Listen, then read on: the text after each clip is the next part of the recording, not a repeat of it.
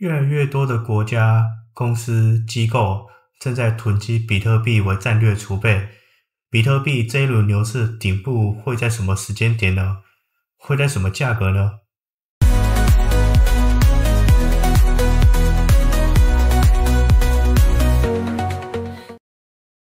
嗨，大家好，欢迎来到奇怪风的频道。如果有新来的朋友，这里是一个聊加密货币行情和新闻的频道，偶尔也会分享生活旅游的 vlog。那我们先来看新闻吧。今天的第一则新闻是关于比特币战略储备正在疯狂的增长，全球新闻到处都在报道，公司、国家、政府、机构、投资人、退休基金，所有大玩家都在把比特币纳入国家或政府的战略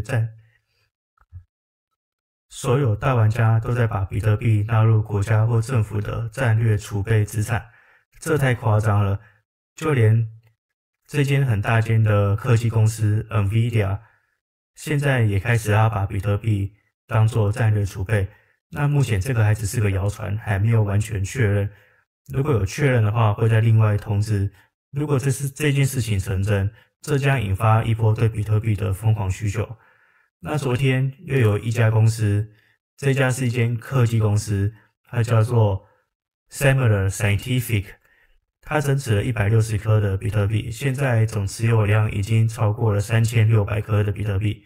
他们也把比特币作为战略储备资产，现在已经是美国的第4大比特币储备的企业。亚洲的这个哈萨克也宣布，他们正在考虑把比特币作为战略储备。这是在亚洲的一个蛮大的国家，也加入了这个阵营，想把比特币作为战略储备。我不知道你有没有关注这个新闻，但越来越多的国家正在这么做，把比特币纳入战略级的国家储备的行列。这个国家就在这个地方，旁边这个就是中国大陆嘛，然后这个就是哈萨克。韩国的总统候选人李在明也表示，若他当选总统的话，他就会批准在韩国的现货比特币 ETF。 另外在南韩国会的议员也呼吁政府就是把比特币作为战略储备。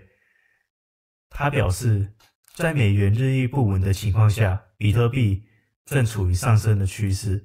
另外就是韩国的民主党候选人与保守党一起联手，正式同意取消对比特币 ETF 的禁令。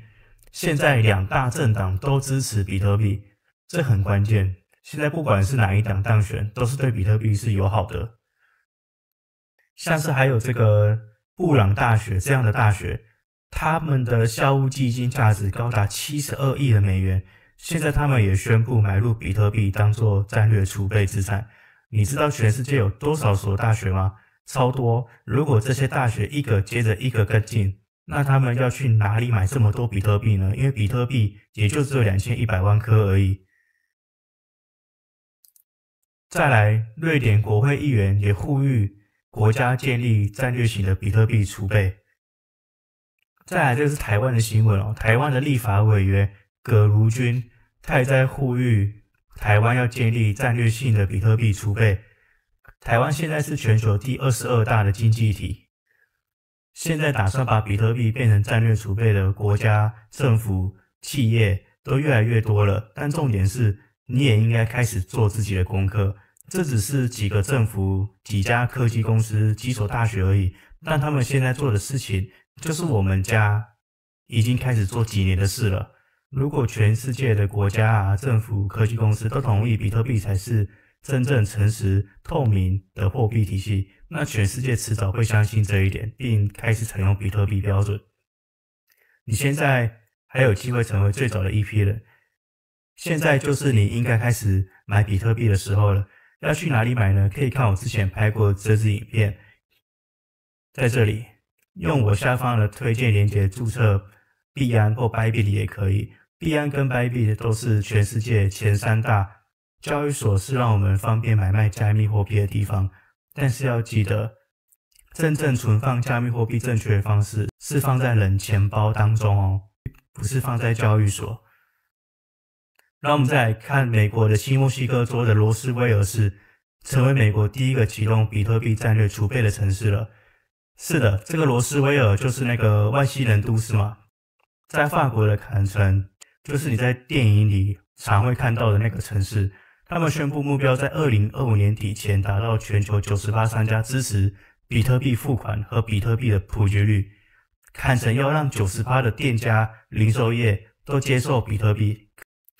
关于这些新闻名单呢，我可以一直讲下去。这个名单我觉得以后会越来越多，越来越长。但你现在最重要了解的是，别以为这波比特币的牛市已经到顶了，这根本还没开始。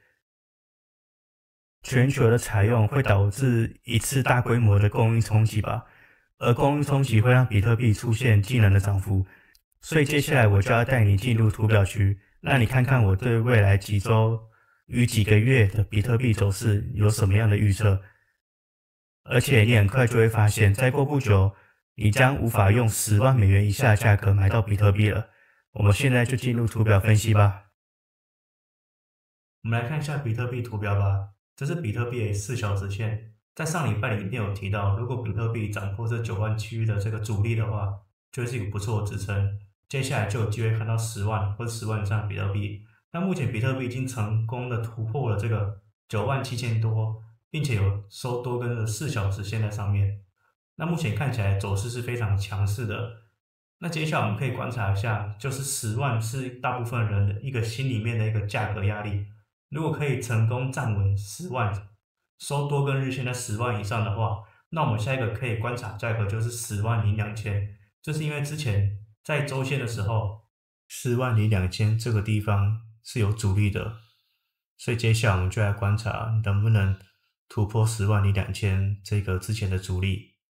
我的看法依旧没有改变，5月会看到12万美元的比特币。你觉得5月会到12万美金吗？可以留言告诉我。先来看看这张图，今天最重要的图表来了。这是第一张，这张图是未实现盈亏指标，我们简称 NUPL。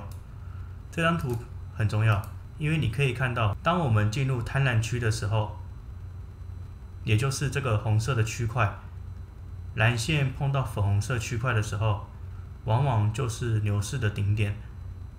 因为上一轮牛市并没有明确碰到粉红色区，所以他们对数值做了些微的调整。但不变的是，这次的牛市还没到顶，蓝线还没碰到粉红色区间。2017年的牛市碰过粉红色区，2021也是，所以这一轮我还是等蓝色线碰到粉红色区，才会说这是牛市的顶部。非常棒的图表，大家也可以自己去研究一下 NUPL。接下来这张图是总市值图表，总市值目前重新站回一条维持1年半的上升趋势线上，这是在周线图上出现的趋势线。我们曾经跌破那条线，但现在又重新站上去了。这条线仍然在周线级别上维持得很好。底部的 RSI 也值得注意，每次 RSI 出现底部，都引来新一波的上涨。这次我们又见到了 RSI 的底部，因此预期总市值会继续创新高。这也包含其他山寨币。这是 M2 货币供应量图表，这个之前也有分享过多次。当全球总货币供应量上升，黄金会涨，比特币也会跟着涨。当初比特币在底部打底，现在开始进入上升区间，预示着价格会上涨，目标甚至可以达到14万美金左右。看看历史就知道 ，M2 跟比特币的走势一直都非常的接近。白线下跌的时候，绿线也跟着下跌。现在白线要上去了，绿线也会一起上升。全球 M2 也呈现相同形态，突破、回撤再突破。现在我们正处在回撤的阶段。接下来应该会是突破，而这一段你必须持有比特币，不要在这里被吓跑，多抱一下就会见到真正的收益。这张图是很多人会说的打 banana 这种香蕉区，香蕉区指的就是像香蕉一样突然间往上勾起来、往上涨的这一段打 banana 这种，打 banana 这种就是香蕉区。橡胶区是牛市进入疯狂阶段的象征。我们可以看到过去几轮的走势，2011年到2012年先进入了盘整区，然后嘣橡胶区。2013年、2014年一样盘整之后嘣橡胶区。2017年盘整之后又是橡胶区，而我们现在已经脱离了盘整区，正在上升中，很快就会进入橡胶区。